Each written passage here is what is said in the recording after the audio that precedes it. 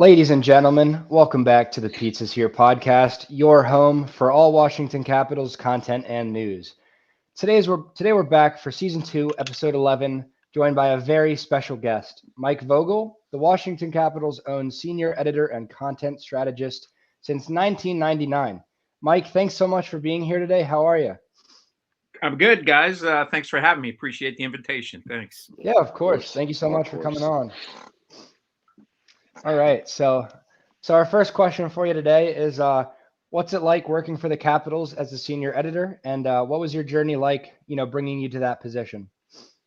I mean, it was not a straight line for sure. I went to school to be I studied radio, TV, film. I majored in radio, TV, film, had a minor in business, and never expected to be doing this.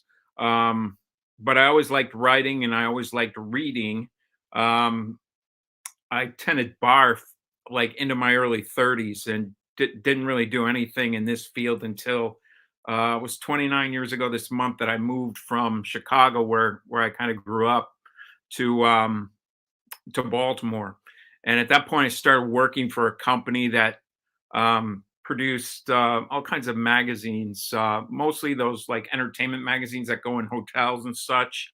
But also a sports magazine called Outside Pitch that was sold outside Camden Yards. The ballpark had just opened up. The Orioles were big at the time, and I was a massive baseball fan, as I was a hockey fan growing up too. So it was a lot of fun. I was doing layout and design. I was doing editing. I was doing writing.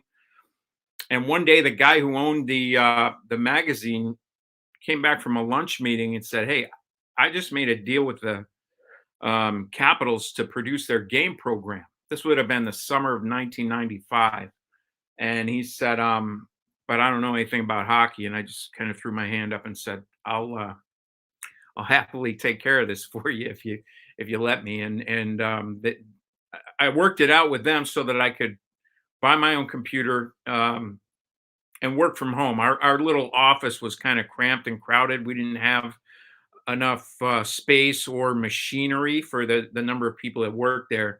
So he was cool with that. And my wife was pregnant at the time, and I thought, well, I mean, this will be great if I can work from home and I can do this and I can still go to practices and such. And I mean, it wound up working out great that I was able to cover the team starting with the 95-96 season.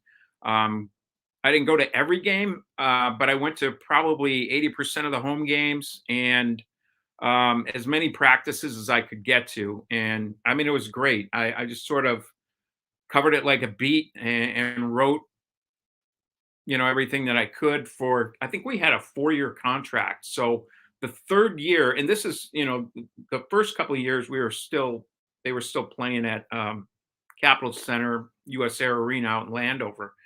And I guess it was third year they went to the Cup final. That was pretty entertaining. That's when my second kid, my son, was born right between the second and third round, so his timing was really good. And at the end of the 98-99 season, the season after they went to the Cup final, the contract was up, and I figured, well, okay, that was a fun ride.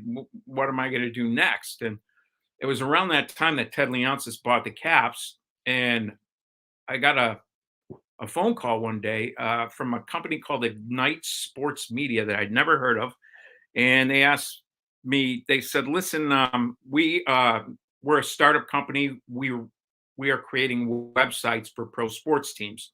This is in 1999, and they had this vision, like they're telling me all about how people are going to be watching games on their phones, and I'm like, sure. All this stuff that actually obviously came true and to fruition. That they had the vision. What they didn't have was the capital to survive. So they were only in business for a couple of years, and they went belly up. But in the meantime, they hired me to run the Caps site and to write for it. And so basically for those 2 seasons, I was working in the Capitals office, but I was getting paid by Ignite Sports Media. They were based out of Chicago, and they had they were doing like the San Francisco Giants. They eventually did the Orioles. They really did reach a number of. They had 8 or 9 teams in the NFL, the NHL, and MLB. But the whole thing crashed when MLB decided to pull all of their websites in-house and do them themselves because they realized what kind of revenue they could generate by doing so. And the NHL followed suit, and so all of a sudden Ignite was left without clients, et cetera, and they went belly up. So again, I was, at a little bit of a crossroads thinking, well, that was fun for a couple of years. What's next? And I was really fortunate at that point that the Capitals and specifically Dick Patrick, who's been the president of the team for, I think about 40 years now, called me in and said, listen, we like the work that you're doing and we'd like you to keep doing it and just, do it for us. So that was 20 years ago this past summer, 2001. So the ride has continued, and hopefully will for a while longer. But what's it like? I mean, that's how I got here. But for me, it's a great job because every day is completely unpredictable. Anything can happen. Pro sports, that's just the way it is. You walk in someday, there could be a trade. A coach could get hired, fired. Crazy stuff happens. Like this last road trip that I just got back from, like 20 minutes before we started, talking here. And I mean, you look at the lineup last night going into the game, and you don't have high expectations, but you're interested to see how it plays out.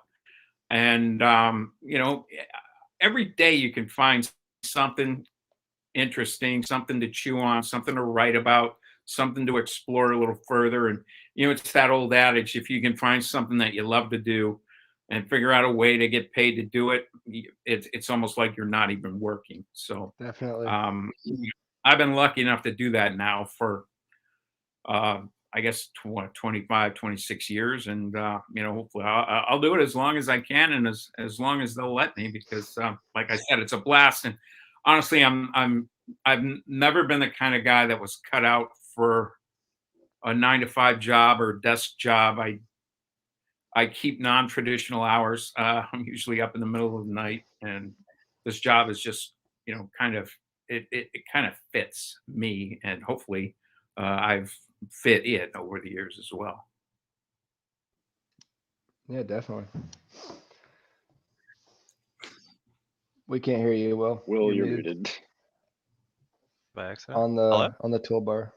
You hear me now? Yes. Okay, cool. I guess I must have clicked it by accident. No, I muted you guys while he was talking. Oh, wow. Okay. So you've been senior writer since 1999, correct? Yep. So I figure a lot of things about that position, would have changed since 1999. The advent of social media, the massive expansion of the internet, changes in how things are broadcasted. So what about your job looks different right now today than it did when you started in 1999, and how have things evolved through your position?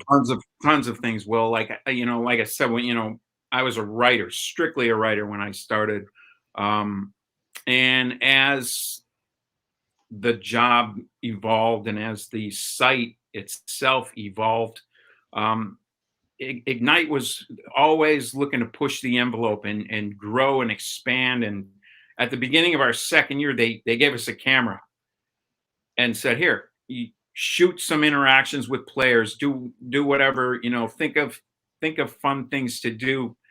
Let your mind wander, do whatever you want with it. So we would do player interviews and such. We did little shows. We came up with quirky little things that we could do. I mean, I did a one-on-one interview with people like Gary Bettman back then, Phil Esposito, anybody that came into the building, because I wasn't traveling in those days.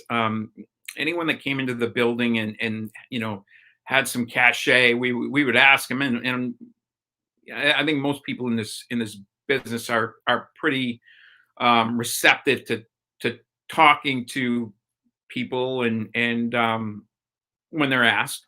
And the only strange part about that was we were probably too far ahead of our time because people's internet connections, we were doing these interviews and some of them were 10, 15 minutes long, and people didn't have they had dial up still in those days, a lot of them. And we'd put these shows up, and way more than 50% of the people who frequented the site weren't able to watch them or view them because the buffering and all those sorts of things. So there was that, and then eventually more video came in even after I moved from McKnight to the Capitals. We started up something called the Capitals Report in March of 2002, and I mean, the term podcast didn't exist in those days because iPods hadn't come out yet. We called it a web radio show, but it was, for all intents and purposes, a podcast. It was every Wednesday afternoon. We took questions from fans on via AOL Instant Messenger, which is also not around anymore. We had a lot of fun with it, and I had a co-host.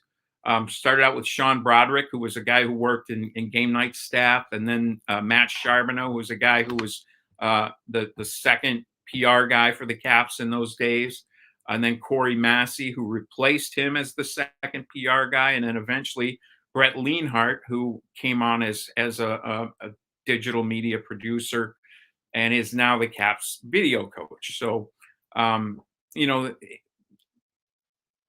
I think we were the first team to go into the locker room and get post-game video. One of the first teams to do post-game pressers of coaches. And our philosophy always was, this is a tough town for a hockey team. Everything is about the football team here. The Nationals weren't around yet in those days. The Wizards and the Caps really didn't have a large footprint in the sporting landscape, and people still sort of got some of their sports news from like the local news, the 10 o'clock news, and we didn't get a lot of highlight traction with those stations and such. So we tried to cover ourselves the way we hoped to be covered, objectively, but we would try to do the things that the newspapers and the local stations weren't doing. So, that's how we came to, we would love for Channel 7 or Channel 9 to have, a bite of Ron Wilson talking after a Caps game in those days, but they didn't have the time for it. Those slots were very regimented. So we're like, well, why don't we just shoot the whole press conference and put it up online? And in those days, it took maybe an hour to shoot it and get it up there. And then eventually we were streaming them live, actually. And obviously now, I don't know. I don't think they're streamed live, but there were some problems with that, but they're up pretty quick. Within probably 20 to 30 minutes after the game, the people who shoot those are we might be on the bird getting up and out of town and to the next place on a road trip, and they get that content up there really quickly, usually quicker than I can get the post game recap up there. So. And then, like you said, Will, social media comes in, and that changes everything again. And now you've got this immediacy of, reporting on things as they happen with just a couple of sentences at a time, and, putting lines out from morning skates and line rushes at games, and, interacting with people as well. So, that's put a whole different paint job on it too. But, for me, I think the main thing was just trying to get used to being on camera, because that was never something that was on my radar at all. And I still feel like I'm really clunky. And, you see somebody like Joe Beninati, who's a true seasoned pro at that, or Al Koken, somebody like that, who's just really good. And they've done it for decades. And you realize just how much you don't know, and how really inexperienced you are at that sort of thing. So I'm happy to just to just be a writer, but when I'm needed to do other things, it's a good thing. It's a fun thing. It keeps things fresh. So I'm always happy to do it. Nice. Obviously, you said you've interacted with a lot of players before. Do you have a favorite or memorable interaction or moment from your career so far? I mean, the good thing about, I think, this game, and I covered, Ignite had the Orioles site for a while. So I did, during the summer, I covered the Orioles for a couple of summers, and, got to know baseball players a little bit too. And I just got to say that hockey players are just, broadly speaking, a really, really good bunch of guys, pretty down to earth. There's not too many bad people that I've encountered, over all these years. So it'd be hard for me to single out any. I would say the ones that stand out for me are the ones that were a little outside of the ordinary day to day type of things. So, like, we're in LA once, 8 or 10 years ago, and Alex Ovechkin was invited to go to the ESPN studios. And so he took a couple of us with him. He was interviewed on camera by Barry Melrose, and we spent some time talking to Barry and Alex took us out for dinner afterwards, and that kind of thing. I spent a day with Nick Backstrom at the Swedish embassy in DC, where I learned a lot about his country, and we walked around. We shot this whole thing. It was on camera. It was on the website. That was probably, I don't know, 2016, 17 maybe. When Evgeny Kuznetsov got here, probably a year or two after he got here, he and I went out and had lunch together at a Russian restaurant where he ordered the food for us, and we sampled some dishes and stuff. And that was, again, shot on camera, something different, something out of the ordinary. And the conversation was not entirely about hockey. Kind of the same thing. Tom Wilson and I had lunch at Silver Diner in Arlington. So those things stand out to me, where you get a chance to just kind of off the cuff a little bit, and you're not asking them about a goal that they scored in the third period or something like that. It's just a little bit different, where you get a chance to delve into a little bit deeper into what a guy is all about, and that sort of thing. And when we started up our newest podcast, Break the Ice, probably a couple of years ago, not too long before the pandemic, actually, that gives us more of an opportunity to do that sort of thing as well. So I really enjoyed that, and getting different people on there, and being able to take a little bit of a deep dive into everybody's got a story, right? Everybody's got a journey. How did you get from there to here? Those kind of things are interesting. So I think those are the ones that stand out for me over the years. I'm sure there's some that I'm forgetting, but I just got to say that pretty much every guy that's come through here has been a really good person, good human being, person that you enjoy spending time with. So I've been pretty fortunate in that regard, for sure. Yeah, I can imagine that makes, doing the job a lot more enjoyable and just easier, because it's like you're not doing it for, a group of a-holes, that you don't even like. It's, guys that you get to know and are actually good people. So I can imagine that makes it a lot more enjoyable. Do you have a favorite memory or any moment from the Cup run or Cup celebration that stands out? Yeah, I mean, that whole couple of months was some ride, because you, you try to stay objective, but obviously when you're doing this for as long as you've done it, you root for the story, you root for the people, and these guys are my coworkers at the end of the day, right? So, and you see the frustration building in Alex and Nikki after year of disappointment, and you see it weighing on them, and you see how the media pounding on them and hammering on them, and oh, they'll never win, and all this kind of stuff. And I mean, if you guys remember, like that was the year that a lot of people proclaimed that the window had closed. This team is, they'll make the playoffs, but they're a middling team, and things just sort of fell into place. And I think until you get that far, you don't really understand how many things have to go your way. Like you need health, you need some bounces.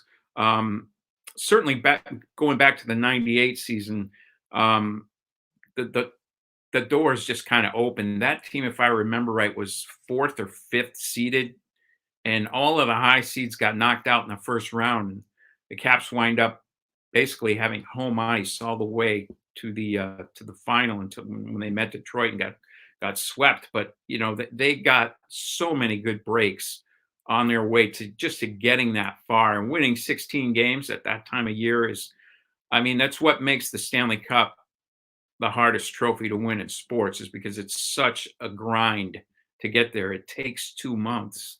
You got to win 16 games. There's all the travel. There's all the overtime games. There's, all the injuries and blocked shots and bumps and bruises, and they all accumulate. And guys are in and guys are out. And I mean, it's really a grind. So I got to say that I really appreciated that whole run from start to finish. But I mean, one thing that stands out is Game 3 in Columbus in the first round, right? They lost the first 2 games at home, the second one in overtime, maybe both of them in overtime. And Philip Grubauer started both games. I think Braden Holtby came on in relief in maybe the third period of Game 2. And I remember after Game 2, Alex Ovechkin saying to the media in that locker room on camera, "We're going to bring this thing back here tied in a couple, 4 days, whatever day it was. When we come back here, the series is going to be tied." You go into Columbus for Game 3, and that game's in overtime, and they hit a couple of posts, the Blue Jackets did, and you're like, man, lose this game and season's over. Barry Trotz probably gets fired. You had all this stuff, and what's going to happen to these guys? Are they going to get traded? You just don't know. I mean, everything was kind of teetering right there. And, typically I come downstairs a little bit before the end of the game, maybe with 5-6 minutes left, because we had a lot of stuff to do downstairs. And most buildings in the league, it's a long hike to get from the press box down to the locker room. And you don't want to be late getting in there. We want to go right into the room and get what we need right away. So we came down, and then the game goes into overtime. So, we're not in the press box anymore. We're actually in the video coach's room. We're watching with them. We're trying not to, trying to be quiet. They're working. We're working too, but we can't really do our work until the game's over. So finally, when Lars Eller scored that goal, that shifted everything, because you lose that game, you're down 3-0, you're probably not coming back from that. Realistically, you're probably not coming back. So being in there and watching that happen stands out, because that was a massive thing. And there was a similar situation in Pittsburgh too, when they won Game 6 in overtime on Kuznetsov's goal, because that room in Pittsburgh is really tiny. So you got the 2 video coaches, we got us 2 digital guys, and then Nick Backstrom, Tom Wilson, Andre Burakovsky were also in there because they didn't play that game. Tom was suspended. The other 2 guys were hurt. So we were all just crammed into that room, waiting to see what happened. And then, as soon as that goal is scored, there's jubilation in the room.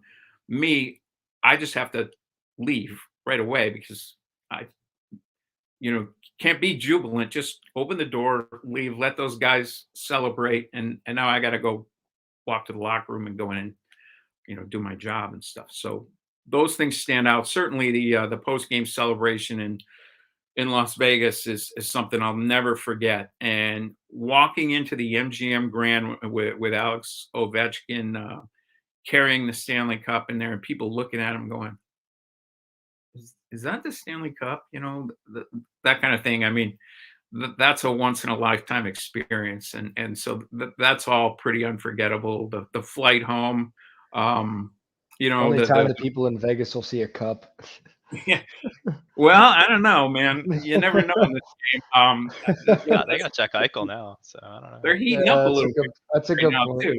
I think they're heating up a little bit, but you know, the parade too. Like, what a great day for sports in Washington. For I mean, just a perfect weather day. I never expected to see that many people. You know, like I said, I remember 1998 when the Caps were in the Cup final, and half the building was filled with Red Wings fans then. So this city has really come a long way in terms of its hockey cachet, you know, and so that really it was just great to see that, you know, but more than anything, it was just really good to see Nick and Ovi and Tom Wilson, you know, all the guys who had been at it for so long and trying so hard to get to where they finally got to, and just to see the relief and the joy in those guys was pretty uplifting for me personally too.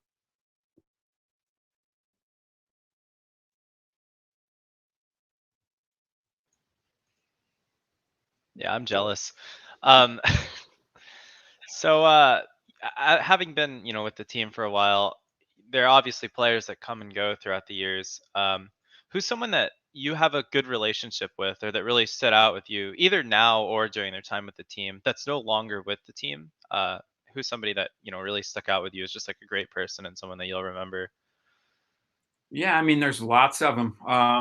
You know, right from the beginning, the guys, my first year, Ole Kolzig, Joe Ricci, Brendan Witt were a couple of my favorites, and you know, guys that I still maintain good relationships with to this day.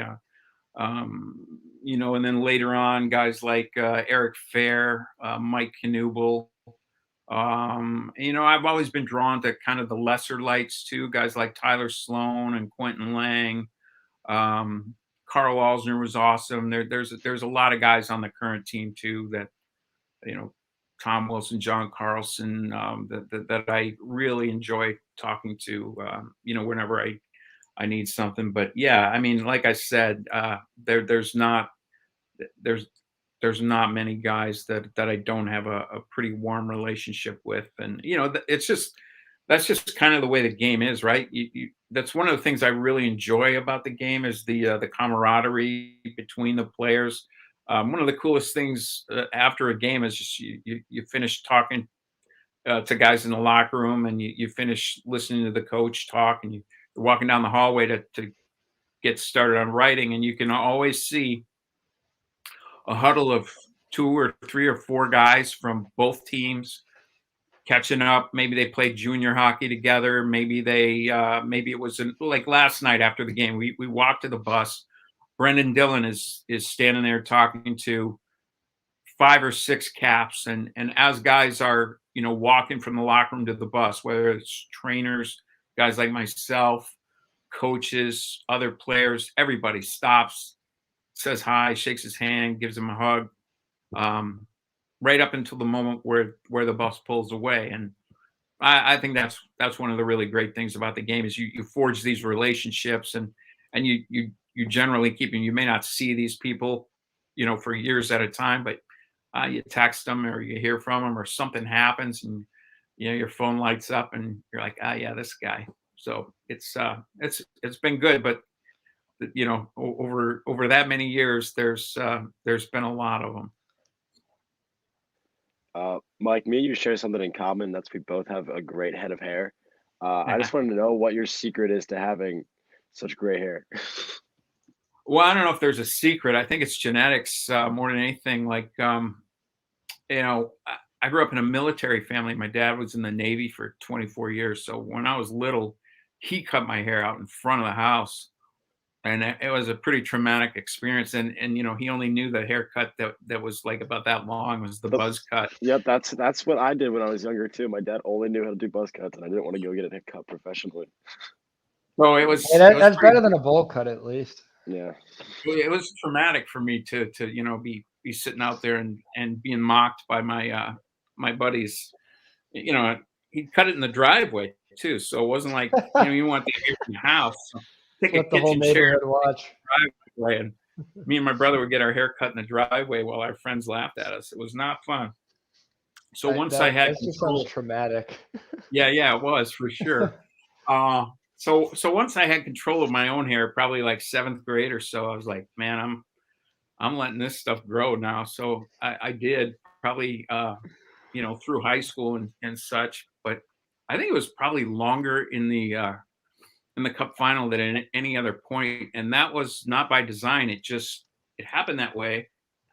And then once you superstitious, right? Yeah, so what I'm hearing is that you need to grow it back out longer. Well, not so much me, but you'd say, well, man, my hair is just way too long. Well, you can't cut it now. So I think it was the day after the parade that I finally got it. I finally got it cut. My dad turned 83 last 2 months ago, and he's still got a full head of hair. So I think that's where Some it came good from. genetics. But mine's nothing like Jake's. Mine's maybe back in the day, but you got Jake, me. Mike Vogel just complimented your hair. You're that's set for all life I need. now. So you've obviously been with the Capitals longer than our legendary Alexander Ovechkin. But how soon into his career could you tell that he'd be a superstar? And did you ever imagine that he'd grow into the player that he is today? Potentially becoming the league's all-time leading goal scorer. That's funny you asked that, because that was the day. Those were the days back in 03, 04 when we had just launched Caps Report, and there was that 03, 04 team was legendarily bad.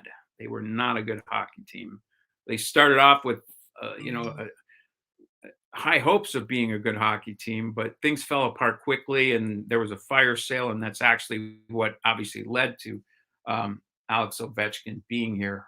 And there was a lot of trauma in the Washington hockey community at the time, seeing guys like Sergei Gonchar, Robert Lang, and especially Peter Bondra get traded away. I mean, Bondra was a legend here for a long time too, and the fans loved him.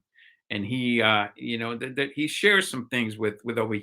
He also had that kind of exuberance when he scored or when anybody scored. So he was a fan favorite, and he earned that fan favorite designation. So people were greatly upset when he was traded away, and there was a bunch of people who were lobbying and advocating after the lockout for Bondra to be reacquired. And by that time, I had seen Ovi play at the World Juniors. During the lockout, they sent me to Grand Forks, North Dakota, to watch the World Juniors. Malkin, Crosby, Ovechkin. It was a heck of a tournament that year, and Canada kind of blew the doors off Russia in the final. That Canada team was stacked. It had like Getzlav, Perry, a ton of really good hockey players. But you could see that Ovi was going to be some kind of player. No chance that I thought he'd be. There's no way I looked at that guy and said, "Oh, he's a 500 or 600 or 700 goal scorer." You think, "Oh yeah, he's going to be a good player. He's going to have a good career. He should spend 10, 12, 15 years in the league and, score 20, 30, 40 goals, whatever." No chance I looked at that guy and thought he would grow into the legend that he has and that he is. You could see that he was going to be a really good player, but, to be able to point to someone when they're 18 and say, yeah, that's a Hall of Famer. I don't think I definitely haven't. I don't know about scouts, right? I would love to know if any scout anywhere. And see, to me, scouts kind of keep it close to the vest. Even if they think a guy is going to be a Hall of Famer, they're not going to say it out loud.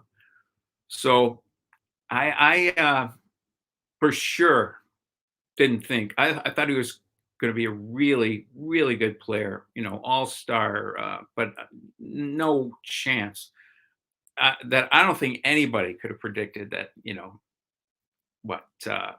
17 years after he was drafted, that he'd be within, what are we, 150 or so now of Wayne Gretzky. I don't think there's nobody has that crystal ball. So I don't think anybody saw that coming. Yeah. I'm Sometimes glad that happened. Yeah, me And I too. mean, It's been great. It's been great for hockey in this area. It's been great for youth hockey. It's changed everything. I mean, if you think about just the way the Caps are covered, the way the arena is now, the vibe when you're in the arena, the way you feel watching games, it's changed everything. Literally, it's night and day. And John Walton and I say it all the time on our broadcast stuff. Enjoy it while you can, because nothing lasts forever, and you're in the midst of greatness, and you just got to savor it and appreciate it while you're watching it happen. I remember when Kakko and Hughes were coming into the league, I heard a few people say like this is the next like Crosby Ovechkin. I was like, you are out of your mind. Like there is nobody. You can't ever predict that kind of thing. I mean, the only player I can think of that we thought was going to be as good as they are coming to the league is McDavid. And I guess he was kind of a slam dunk. You couldn't really get him wrong. But Yeah, and Eichel was right behind him too. So that was a pretty good 1-2 punch. Every once in a while you'll get those, but yeah, it's I mean, there's a few first overall picks that went on to have very ordinary or normal or even underwhelming careers too. So there's just, what I always say, that now that there's 32 teams in the league, you show up on draft day, you're 18 years old and you're waiting to hear your name called. Your story has 32 different possible outcomes. Where you get drafted could change everything. It could alter the course. It will, for sure, alter the course of your life.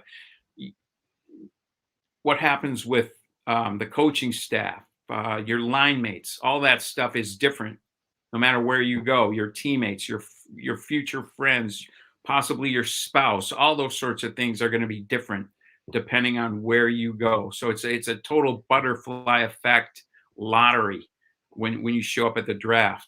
And a lot of times you kind of know who those first 1, 2, or 3 players, where they're going to go, but after that, it's a total crapshoot. And I think a lot of guys have really benefited from that, where they got to the right team at the right time and flourished. And I think it works the other way too, where a guy might be a really talented hockey player and maybe he gets blocked by he's a defenseman and he joins a team that has 6 healthy good defensemen, never really gets a good look. Maybe a coach doesn't like him or kind of buries him a little bit. Crisis of confidence. Confidence is so important in this game. There's all kinds of things that can intervene on your way to, getting to the Hall of Fame or whatever your career goals might be. So I think, most guys I think are just pretty happy to get to the NHL and stay there as long as they can, because getting there is one thing and staying there is another thing altogether. But yeah, it's a real crapshoot, and it used to be, I guess when I started, a 26 team crapshoot. Now it's 32. But your story, I maintain it. It's got a bunch of different possibilities depending on where you go and what the atmosphere and the climate and the culture and all that stuff is. One of the drafts that I always think about, like you said, how where you land can change absolutely everything. But in 2014, when the Panthers drafted Ekblad #1 overall, and then the Sabres took Sam Reinhart, and then the Oilers took Draisaitl 3rd overall. But just like imagine like what the league would be like differently now. Like imagine if Draisaitl had gone first overall, how insanely good the Panthers would be. Right. And With like, Barkov, Draisaitl. yeah, Phew. and like, the Sabres, if they had taken Ekblad second or something, it's like their defense would be significantly better because he's a Norris caliber defender this year. So that was definitely an interesting draft. And I mean, Reinhardt's obviously no Draisaitl, but he's had a decent career so far. But it's always like it's crazy to think about like where people go and like where they are now. So speaking Well, of goals, Alex Ovechkin has scored a lot of them in his career. I believe we're up to 742. 752, I think, after last. 752. Yeah. Mhm. I mean, you just forget because he scores so many all the time. So what is your favorite goal? I mean, I still got to go with the goal. Okay, other than that. The Phoenix. And other I mean, than man, that night in the desert. so that trip started in Dallas. They lost in Dallas. It wasn't even close. I think he may have scored the only goal in that game, if I remember right. I think they lost 4-1. Went to Anaheim after that. Played a game there on Friday the 13th. It was January 13th. They beat the Ducks that night 3-2. He plastered Lubomir Vishnevsky into the glass, one of the hardest hits I can remember seeing him make in those days. Like I said, scored all 3 goals. If you see that, I don't know if you guys have seen the opening that they run at Caps games this year, but there's this quick visual of Ovi doing this whole like on his belly, mouth agape. He's swimming. That was from that Anaheim game, and it's similar to what he did when he was in the fountain at Georgetown. When they took the cup there in the summer of 2018 too. But that happened in overtime. He scored the game-winning goal in overtime. That was his first career hat trick on Friday the 13th on that second game of that trip. And then that weekend was the rookie party. We flew to Phoenix right after the game, and we had Saturday off, and those guys went out and did their rookie party thing. Guys were pretty hungover for practice on Sunday. And the game in Phoenix was on Martin Luther King Day. It was an afternoon game. And Ovi scored earlier in that game, a very ordinary goal. But yeah, just watching that, I remember there was a guy who was a scout. I was sitting next to a scout from the Blue Jackets at that game.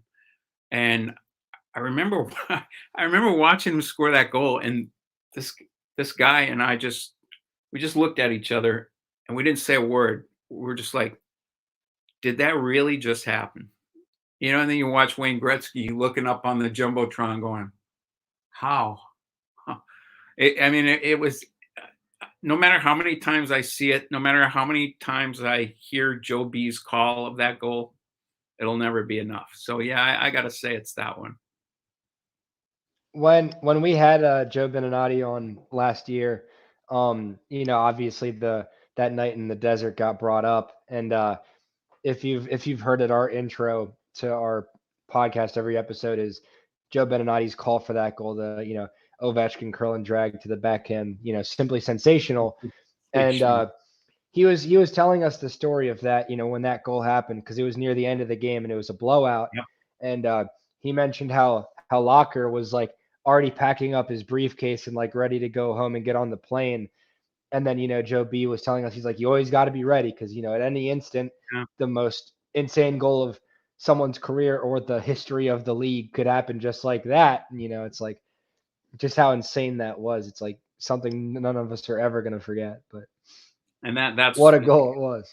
Going back to what I said earlier in the show is that's what makes Joe B the pro that he is. He recognizes exactly what you just said, Eric, that kind of stuff can happen at any time. And also, a kid can score his first NHL goal, maybe his only one. And so he might want to have that right at some point. So I think that's one of the things that makes Joe the pro that he is that he recognizes and realizes the significance of everything, and he treats it as such, gives it the gravity that it deserves. Definitely. Joe B's the greatest. Love him. Yeah, for real. What's your personal favorite part of working in the field of sports media? And I know that's kind of sometimes broad, but what's your favorite Yeah, part of that? I think Jake, something that I mentioned earlier, just the unpredictability of it. You know, every day is different. You don't know how it's going to turn out. You don't know what's going to happen. Just for me, that's the magic of sports, and the competition. Just watching two teams, two players, uh, going head to head. One-on-one situations, all that kind of stuff. Highs, lows, all of it.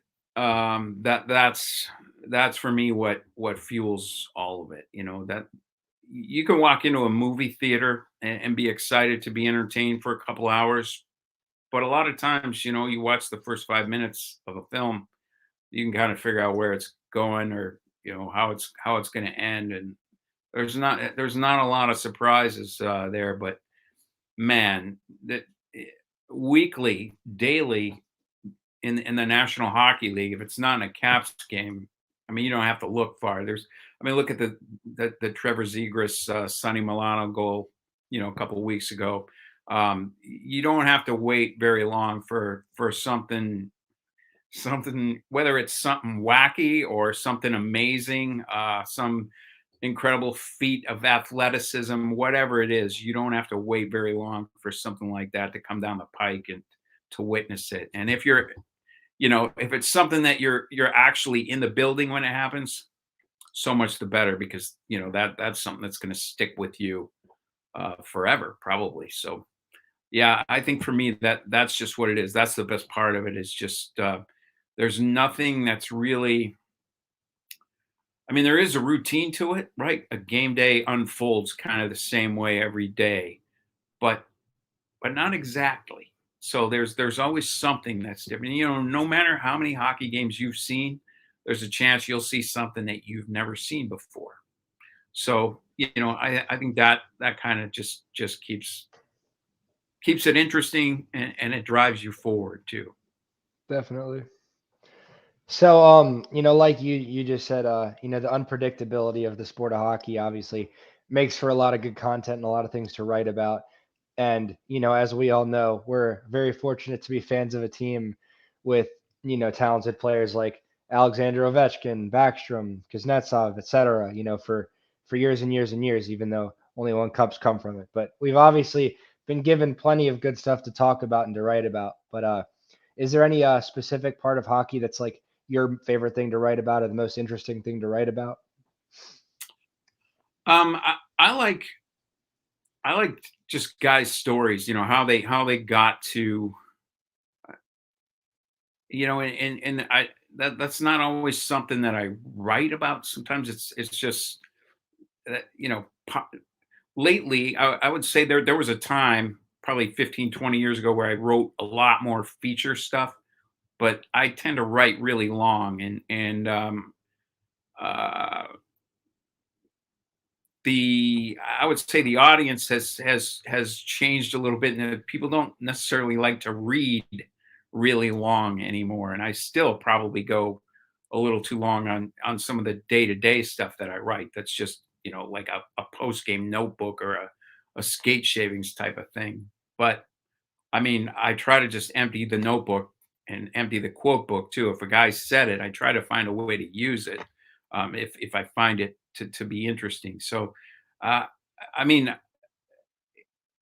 that's a real tough question, just because there's so much, right? I mean, a game like last night just offers so many different angles and storylines that you can never possibly hope to catch up to them all. And you get a guy like Matt Irwin coming in and playing less than 5 minutes and finding a way to pick up an assist on the first goal of the game, which I thought, in a game like last night, where you're playing without 7 regular players, and you're playing with one of your 4 regular centers against Scheifele and Dubois.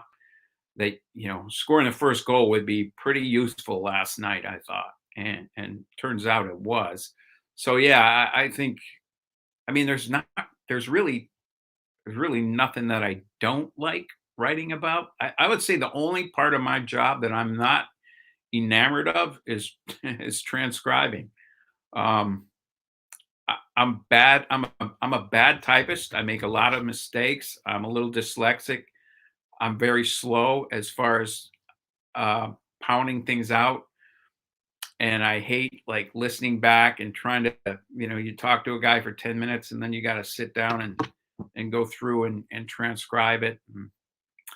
That for me is the only drudgery that I would associate with my job. I would say all the rest of it is great, and there's really nothing that I don't enjoy writing about, whether it's stuff that happens on the ice or off the ice, and just understanding what made a guy evolve from a guy like Nick Jensen, who when he got here was seen as maybe a third pair type of guy, who's now a pretty good shutdown defenseman. I think the Orlov, that's actually a story that I have in the works right now that probably see the light of day here in the next few days, is the fact that those two guys, and if you remember, back before the pandemic, they played together a little bit, but they just seem to have gelled this time around. And I think that those two guys are, one of the reasons why this team has had so much success so far this season.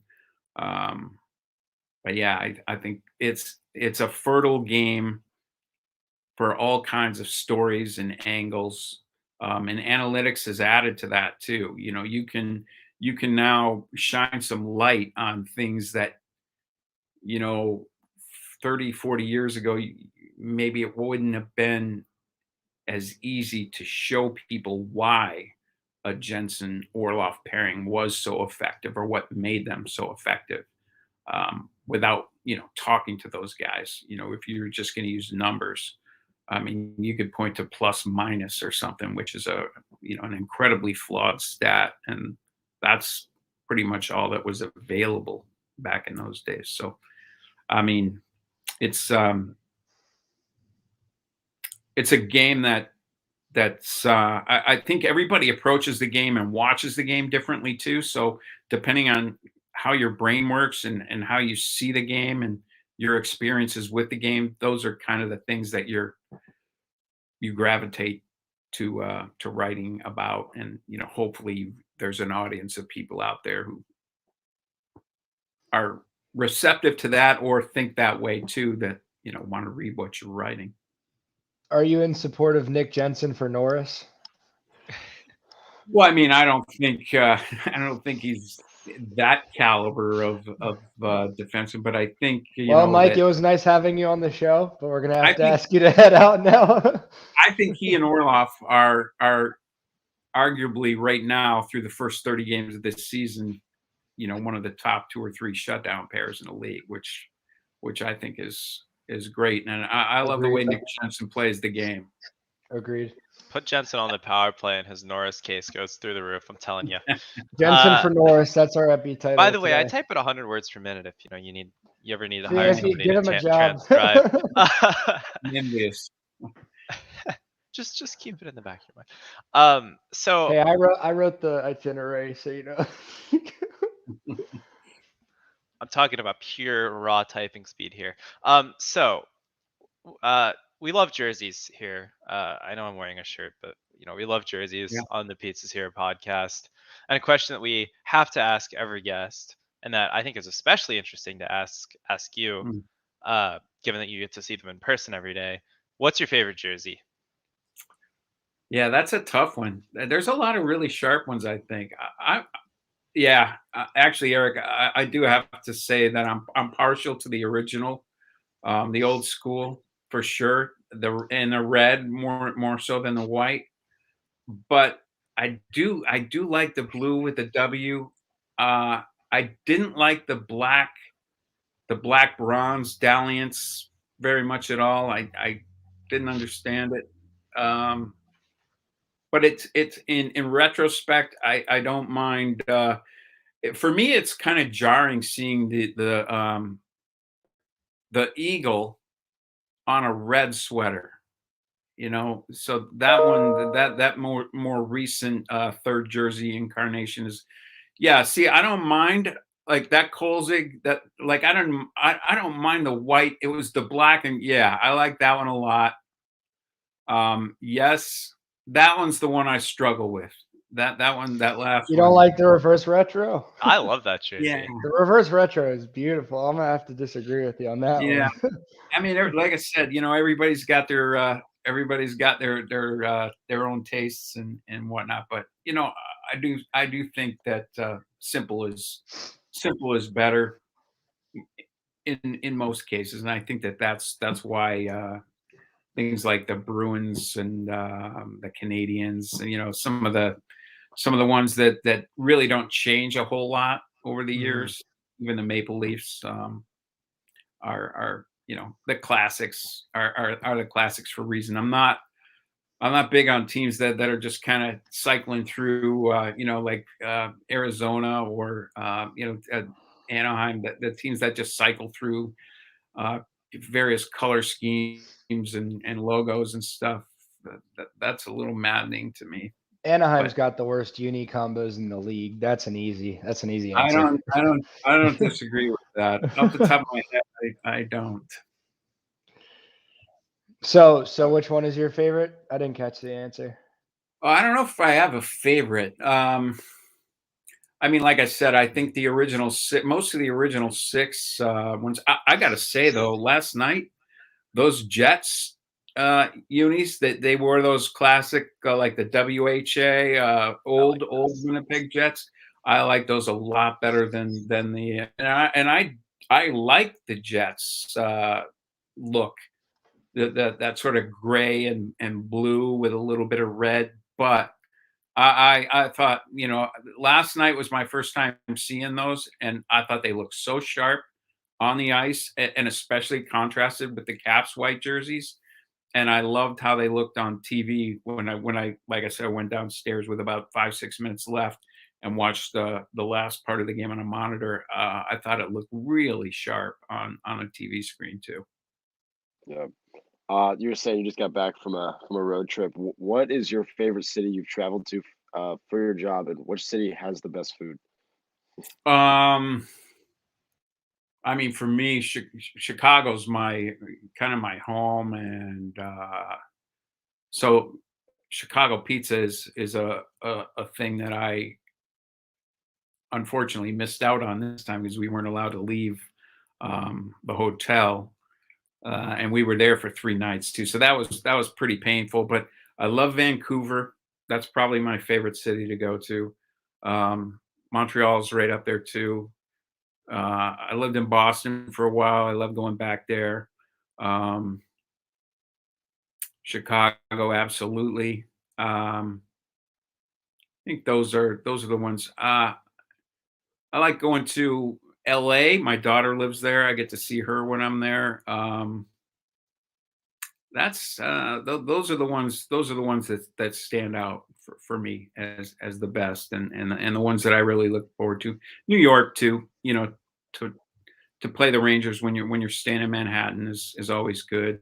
And over the years, the hotels have switched enough that I've gotten to see a good part of the city, from top to bottom. So I would Episode say, titled Deep Dish. yeah, I'm gonna have to order some frozen Zaws and get them shipped here because I didn't get my fix in while I was there this time, sadly. That's perfect. All right, so brings us to our Manscaped read for this episode. So Will, go ahead. You're muted, buddy. Muted. Good Lord. I got so into it. I don't know if I could replicate that enthusiasm. Just All need right, to check your let's damn go. screen. I switched to be able to read it. Ho ho ho, gentlemen. The holidays have come early this year, as Manscaped have the gift that keeps on trimming. Santa's beard isn't so appealing when it's coming out of your trousers. And that's why Manscaped, the leaders in below the waist grooming, have you covered this holiday season. Now available in your country, join the 4 million men worldwide who trust Manscaped to keep their trees trimmed and ornaments polished. Go to manscaped.com and use code PHP for 20% off and free shipping. That was notably better than your first time. I'm so proud of you. I hope you enjoyed that, Mike. Well done and will done. You should write that down, Will. Get that tattooed. Will done, quote Mike We'll Vogel. put it on the resume. Maybe I'll be able to finally land an interview. So now just let's talk about the Capitals a little more. So we only had 2 games since our last episode. But on Wednesday, we lost in overtime to the Chicago Blackhawks 5-4. We've seen that before. And then yesterday, we won 5-2 in Winnipeg, and Ovechkin scored, so it was a double win. But Mike, what's your take on just those 2 games? Like, what do you think went well, and what do you think didn't go well? Well, I think in Chicago it was a stretch there of 3 or 4 minutes in the second period where it got away from them. Obviously, Chicago scores 3 goals in 34 seconds, which I think somebody told me yesterday was the first time since the early 90s that the Caps had given up that many goals in that short of a period of time. So that means I had not seen that before. Kind of goes back to what I was talking about earlier too, that stick around long enough, you'll see something you've never seen. But I like the way they came back. I thought they were pretty resilient, being down 3-1, missing Kuznetsov that night, Nicky's first game back. I thought the Sprong goal was massive at the end of the second period. And for a guy who struggled a little bit, but is very capable of scoring from, all kinds of angles, can really shoot the puck. I thought that was good to see him score that one. And, I think guys like him can kind of get streaky in both directions. And he's been on a little bit of a cold spell here. And now he gets another one last night, both of them short side goals. Hopefully you'll like to see that maybe launch him on a little bit of a heater. Because I think that's one of the things that's when you look at the overall success to this point, obviously, the big dogs, guys like Ovechkin, Kuznetsov, Wilson, Carlson, those guys have played lights out. While Backstrom's been out of the lineup, Mantha's been out of the lineup, etc. You've had the COVID run. And then the complementary players, the guys like Jensen and Norris that we just talked about. Lars Zeller's heating up here in the last 10, 12 games too. Connor Sherry also was snake bitten early in the season, has heated up too. So the complementary players, but we're also for the last any number of years here, we haven't seen too many kids come up from Hershey just because this team's been so good and so healthy. We haven't seen a lot. We draft these kids, and you don't see them. Sometimes you get through their 3-year entry level. You maybe see them play a game here or a game there. And so now I think it's been out of necessity this year, but we're really getting our eyes opened by the performance of some of the young players too. So I think it's been a real good team effort that's gotten them to the 30-game mark with a really good record, despite all the guys that they've been missing from the lineup.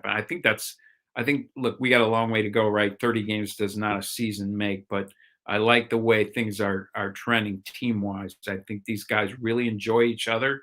They enjoy playing with each other. And I think it's if they can ever get everybody healthy at the same time, or even most of the guys healthy at the same time, it's going to be fun to see which ones of the young guys stick around and are, part of the plan going forward. So I think, we've seen a lot of that on this last road trip because they trailed in Buffalo, came back and got 2 points out of that one.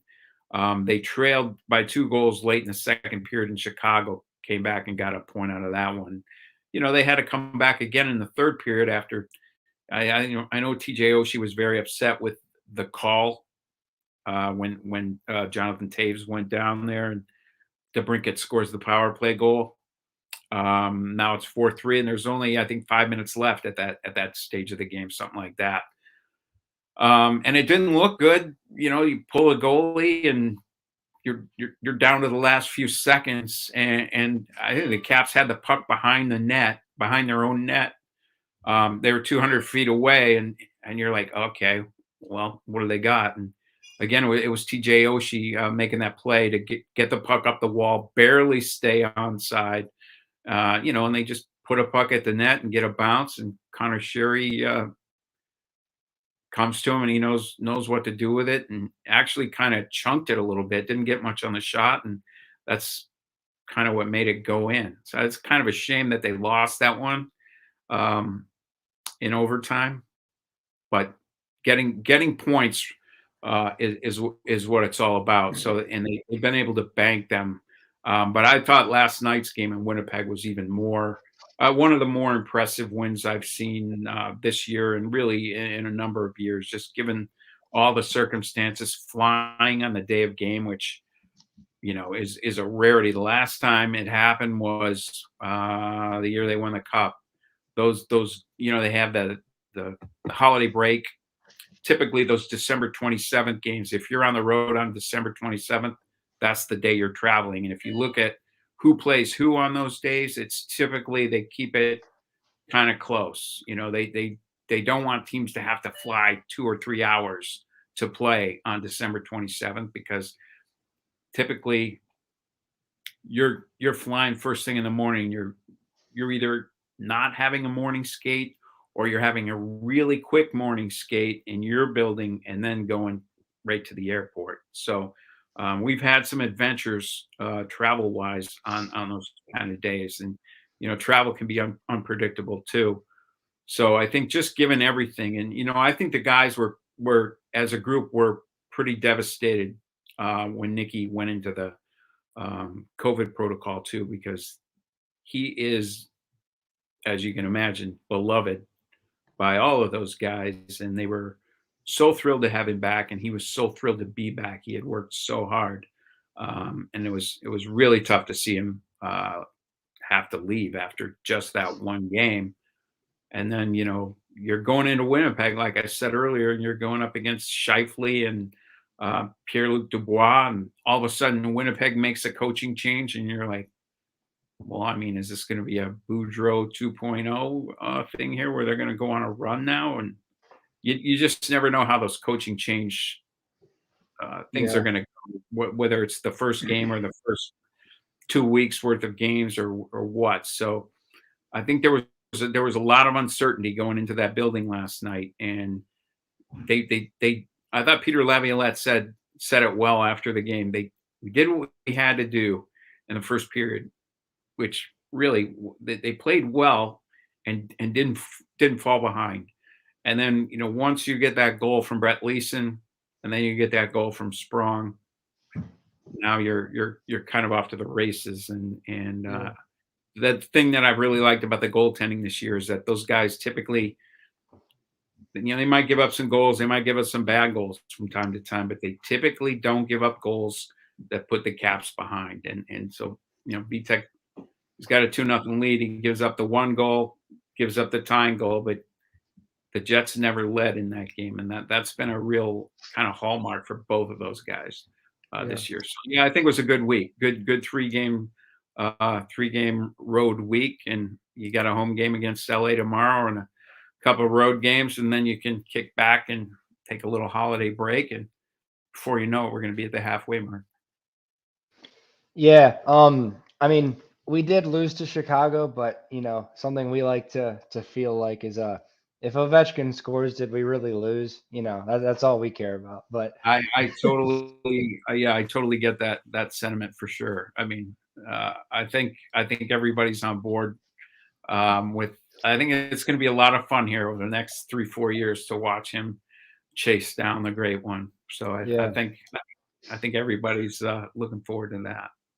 Yeah. So a couple of things that you touched on, we had already written down that we wanted to touch on, but you already kind of got the gist of it. But like you said, yesterday against Winnipeg, we were without a lot of our regular guys. And, we had 3 of our 4 starting centers out. And we had some interesting lines with our centers being Eller, Connor McMichael, Protus, and Scarbosa. And then we had Irwin, who's a defender on the 4th line, playing some left wing shifts, which is, crazy. And like you also mentioned with Bruce Boudreau, he got signed as the new head coach in Vancouver, and then now they're on a 6-game win streak. So that's definitely interesting and something that's going to be fun to look at for the next few weeks and rest of the season. But another thing, we didn't really say it exactly, but Ovechkin did tie Dave Andreychuk for the most career power play goals with 274. Insanity. But one thing that we like to do each episode is we all go through one by one and mention one player just from that week that really impressed us or really stood out to us in a good way. So I'll let you get first pick, and if there's someone that really impressed you this week, just who it is and a quick why. I think it was Alexei Protas for me. And I think there's a lot of guys that you can pick from, really.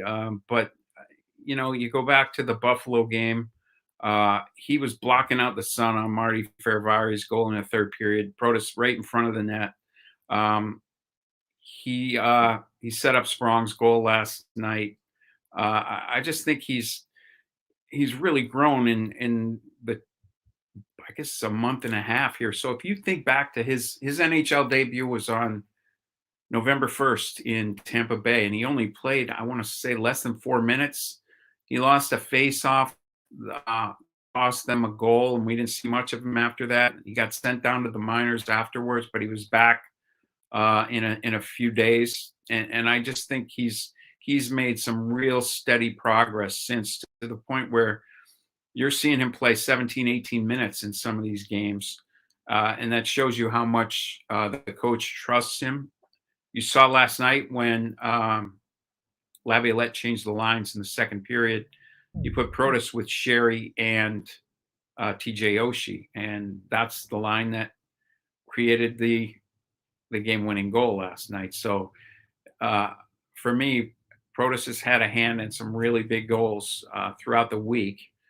And I just like this. You got to like the way he plays the game. He's got a great big body, a lot of reach, good wingspan. He's going to be a really good penalty killer. I think you can see him as a really good 3rd-line center in the league. And I think he's going to be fun to watch him grow. Yeah, I definitely agree with you there. So for mine, I'm going to pick Vitek Vanacek. I know you talked a little bit about the goaltenders, a couple minutes ago, but just, yesterday. So, I mean, with the Blackhawks, I mean, Sammy didn't exactly have his strongest game, considering letting in, 3 in just a matter of minutes. Obviously, that's not just solely on the goaltender, but Vitek was phenomenal yesterday against the Jets. I believe he had like 40 saves on 42 shots, if I'm correct. But That's right. he was making some, incredible saves last night, like on Pierre-Luc Dubois, and I know he robbed Scheifele at one point, but Vitek just had a great performance last night, so I'm going to give my pick this week to him. Yeah, I mean, I remember that one of the Vanacek saves led directly to Sprong's goal. So, he was fantastic.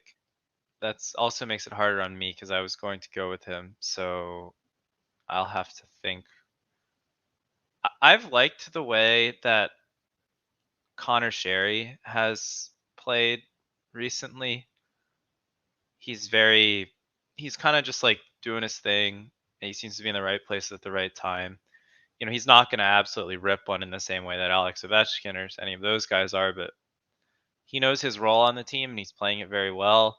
And when we ask him to step into a top 6, position, which isn't necessarily where he would normally be, he seems to do a very good job with that. He's fine with a lot of ice time, and he's getting pucks to the net. He's making good, crisp passes, and when he has his chances, he's scoring. So I think Sherry has been everything you could ask for. So I'll go with him. I think Mike lost connection. And Jake. Yeah, Maybe, Jake just got booted a minute ago, but now maybe it's the thing saying breaking. that Mike lost connection. Did it just officially kicked Mike? Just me and the boys now. Oh, there he is. There we go. Okay, we got scared. Yeah, no, I saw you guys disappear, but I've been here. All right, Oh, good. that's Okay, really? disappeared Okay. for us. Yeah. Weird. I don't know. It kicked Jake, and then for on my screen it said that your connection was lost, but your M was still in the call. But Jake just got booted, so hopefully he can get back in. But so I don't know if you could hear Will, but he picked Connor Sherry, right? Yeah. Yeah. Yep. Sherry did have a good week. Sherry's Big been goal the great. other day. I was Yeah. gonna say just about the Chicago game. We beat them for 58 minutes, so Yep. I wasn't too worried about it. I will say with the goaltending, I'm not saying that any of those goals alone are Samsonov's fault. Yeah. You have to give one of them. I think you have to save one, probably, ideally two. I always think when there are two really great chances in a minute, you have to save one. So I guess Yeah, when there are 3 and 30 seconds, you definitely have to save one. And he Yeah, didn't there's do nothing that. you can do on the first one. Yeah. First one's a 5-on-3. They snapped it around. Yeah, Give them yeah, credit. that's a good You're point. right. You're right, Will. You'd like to see him get the second or the third one. But I will say, when the game was, I don't know if it was 3-3 or it was 4-3 at that point, but it was in the third period. And Mackenzie Entwistle came down, and Sammy made an incredible save, very athletic to deny him. And without that save, I mean, You don't get the a point. Yeah. well, it doesn't happen either. So, sometimes it's Uh-oh. Oh, geez. you're right too, Eric. Last night, he was monstrous. And the thing about Sherry that actually I was interacting with someone on Twitter earlier today is, the only reason they have Sherry is because of Henrik Lundqvist's heart condition, right? They'd signed him for a $1.5 million, and then he came down with a heart condition and had to step away. And they got $1.5 million worth of cap space, which isn't a ton of money, especially when the minimum salary is $700,000 last year. But they managed to get Sherry and Zdeno Chara for that money. So I thought they did a good job of pivoting when from the misfortune of losing Lundqvist. And honestly, guys, don't you think that the year that Nick spent playing with Zdeno Chara probably made him a better defenseman than he was the year before Z was here? And then you get Sherry. He comes in, plays 1 year here, likes it enough to sign a 2-year extension. I mean, that's a good thing because you got Sherry for a couple of years, but it's also a good thing because I've been here long enough to remember when guys didn't want to come to Washington. They didn't want to play here. And now you're seeing guys, TJ Oshie's another example, guys who get traded here or sign here. Nick Dowd, another example. And they sign another contract and maybe even another contract where, they could go anywhere. So this is actually a place where people want to come and play. And, part of it is just downtown. I think, when the rink was in Landover and the team practiced in Odenton, Maryland, it wasn't an attractive place to play. And it wasn't an attractive place for a visiting team to come and, go out and have a dinner the night before because you're staying somewhere outside the Beltway. You're not staying downtown, right? So moving the rink downtown changed a lot of things. And then Alex coming here in 2005, 2006 changed a lot of things too. Yeah, definitely. Jake has rejoined the call, but he says that he can't hear us. Is there Mike, did you have any questions for us that we could answer? Just while we see if Jake can figure his technology out. Did you guys all grow up around here? Yeah, we're the three of us are all from Montgomery County, and then our fourth member who can't be with us today, Joey, he is from Nova. But yeah, none of us knew each other before we started this. It had all started from me jokingly tweeting on Twitter saying who wants to start a Caps podcast, and then the three of them all commented and were like, hell yeah, let's do it. And then what started as a joke has now become something more serious. So That's you know, great. it's been a fun experience so far. I That's awesome. currently reside in Austin, Texas. I go to the University of Texas, so I do miss engineering. I do Yeah, miss well, awesome. I do miss DC and like being able to go to games more often. But Yeah. you know, here for school, and I do love it here. I mean, the city is awesome. Yeah, Austin's a great spot. I got to spend a week there in 2010 covering the Bears winning the Calder Cup there. Well, they didn't win it there, but they played the Texas Stars. They games 3, 4, and 5 there, and then they won it in game 6 back in Hershey. But great town. We had a lot of fun there that week. I just got back from school like an hour before recording. I had to, haul ass and get home. But yeah, so Jake is back now. Jake can hear us now. Say hi, Jake. Rip. Jake, unmute. Hello, I'm muted. Yeah, I know I'm muted. I got to turn on this All mic. right. Cool. So I picked Vitek Vanacek for my pick. You can hear us, right? Yeah, I can hear you guys. Okay. I picked Vitek. Mike picked Protus, and then Will picked Connor Sherry. So you are up for No one player picked of mine. the week. 2 weeks in a row, I'm gonna go Eller. I said Eller last week. I thought Eller's been on a roll still, so gotta go with Eller. No one took mine this time. That always happens. Usually, somehow, I always end up taking Jake's pick. I always somehow take his pick. He took mine this time instead. Yeah, I took Will's. So. Good enough. Even if somebody takes a couple guys, you can find somebody else. Yeah. Yeah. It was either gonna be Sprong or Eller, but I'm still riding on that. No, Ovechkin was yelling at Sprong. We can't pick him. I picked he scored. It worked because he scored right after. So I mean, yell at everybody. But I picked Sprong last week because of his shootout goals. That had made me happy. But is there anything else that you guys wanted to touch on before we end things up? Nah, I'm good. I'm chilling. Hopefully the NHL doesn't get too COVID ridden. Hopefully we can figure things out, because we've had a few teams get suspended. Like the Flames have been getting games pushed back. I think the Bruins have also, and just like a couple other teams. Florida. I don't know the whole list, but Florida is out till Christmas, right, or something, or might be. I don't know, but hopefully things can get worked out. Yeah. Yeah.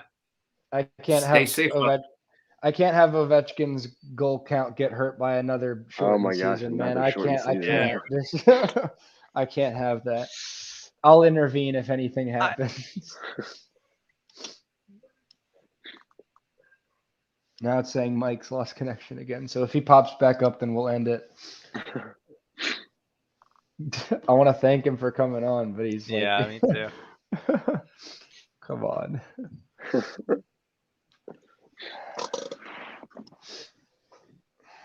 So here we didn't even do predictions, so we can just we don't have to do predictions. We can just say what games are up next.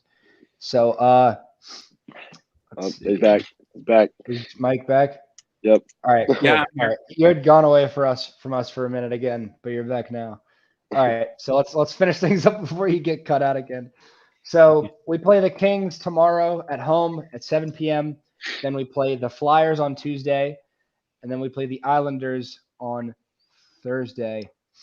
So we can do predictions. Screw it. I don't see why not. I have to go to the restroom. Hope you're back. Yeah, that's fine. So all right. So we play the Kings tomorrow at home. Then we play in Philly, and then we play on Long Island. I don't want to piss anybody off. So Mike, I guess give us your 3-game, win-loss predictions for the next 3. Yeah, I gotta bail here. I don't do predictions. That's where I draw the line. I mean, that takes all the fun for me. Oh, okay. like to- All right. That's fair. I just like to roll, let it happen. Let the wind take you wherever it pleases. Yeah. All right, Jake, what do you think? I think we beat the Kings. We beat the Kings last time we played them, right? I'm pretty sure. I always feel like we always do well against the Kings as well. So, That was a Sammy shutout in LA. yes, that's right. Yeah. We're playing them at home now. Yeah, I would say we beat the Kings. I would say we beat the Flyers in Philly as well, but then lose to the Islanders. Mm, That's my quick. all right. That's fair. So I say we beat the Kings tomorrow. We're gonna beat the Flyers because the first time we played them this year, I was shit talking my friend up at school who's a Flyers fan, and then they beat us. So I need some vengeance. So we're gonna beat the Flyers on Tuesday, and then the last game before Christmas we play against the Islanders there. Just because the Islanders have been very disappointing this year, I say they're gonna beat us just because that's how the Caps work. We can't win all 3 games in a week. That's not how it works. All right. That sounds like Will's back, so Will can give us his predictions, and then we'll head out. What are your 3-game predictions? Kings, Flyers, Islanders. I think we go 2-1. I don't really know which game we drop. These are 3 teams we That's what should I beat, said. but at the same time, the team is reeling with injuries Yep. and stuff. If they were healthy, it's an easy 3-0. I actually think the Islanders are so bad that I think that's the one that will definitely win. That's what I said. Oh, that's that's what I no, just said. he said lose. You said no. Yeah. You said lose. He said No, win. oh yeah. No, I'm saying No, we're I gonna think we lose to beat the them. I Isles. think we Just it's such a game that we should win, so we're gonna lose it. But I think we 2-1. I think if I had to pick a game that we lose, Also. probably to Philadelphia. I said we're gonna win the first 2 and then lose to the Islanders because the Caps can't go 3-0 during a week. So, Mhm. but I think that wraps everything up. So, how about I usually do a motivational quote to end the episode, but I'm gonna ask you, Mike. What's a piece of motivation or advice for everyone listening? And then we'll wrap it up. Something off the top of the head, off the dome. All right. Well, I'm pretty sure it was Wayne Gretzky who said this, but the tragedy of being a pro athlete is that your mental peak comes so far after your physical peak. So that's why you see guys who are, young and talented, but they sometimes can't get a handle on it until it's sometimes too late. And then you see guys like Brooks Orpik who are smart enough to take control of their careers and their lives and get the maximum out of the time that they have as a pro athlete by working hard, maybe give up a few beers here and there and putting good things in their body and taking care of it, and probably making a few extra $1 million along the way. So be smart, make some money. Well, That's what we working on. It's just recognize that your the peak of your body and the peak of your mind are 2 completely different things. Doesn't matter so much for guys like us, but for athletes, kind of important. Hey, I played D2 lacrosse, top 10 and top 12 in the country. It's no big. Anyways, thank you so much for coming on today, Mike. We appreciate Thanks, it very guys. much. Thanks for Appreciate it a having lot. me. Thank you. Thank you very Happy much. holidays. Go Caps. Go Yes, Caps. sir. Go Caps. Happy holidays. Go Happy Caps. holidays. Have a good Christmas.